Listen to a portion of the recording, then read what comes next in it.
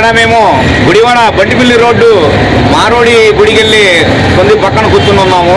మేమంతా వడ్రం మేస్త్రులం. మాకు పనులు ఏం లేవు. ఇంతకుముందు ఏదన్నా పని చేయించుకోవాలంటే ఓనర్ మాకు ఇంటికి వచ్చి తీసుకుని వెళ్ళి పని చేయించుకునేవాళ్ళు. ఆ కాలం మారిపోయింది. ఈ రోజుల్లో ఇప్పుడు ఈ కాలం ఎలా నడుస్తుందంటే ఓనర్ల కోసం మేమందరం ఇక్కడ పొద్దున్నే తెల్లారి 6ంటికి వచ్చి కూర్చుని ఉన్నాము.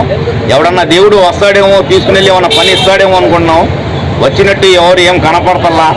ఎందుకంటే ఇవాళ మొత్తం రెడీమేడ్ వర్క్ వచ్చింది. మా కార్పెంటర్ వర్క్ రెడీమేడ్ వర్క్ వచ్చింది. రెడీమేడ్ వర్క్ వచ్చిన కాడ నుంచి మా కార్పెంటర్ వర్క్ చాలా నాశనం అయిపోయింది. అసలు ఈ పని ఎందుకు నేర్చుకున్నామా అని మనకు అనిపిస్తుంది. అలా ఉంది. రాబోయే రోజుల్లో ఇక మా గడ్డు కాలం వచ్చేస్తుంది. ఇల్లు కూడా గడుస్తాం. ఇప్పుడే చాలా కష్టంగా ఉంది. ఇక 4 రోజులు పోతే మేము అడుక్కుని తింటామే. ఈ రెడీమేడ్ పనులు ఎప్పుడు ఆగిపోతాయో అప్పుడు మేము బాగుపడతాం. ఏమండి చెప్పండి.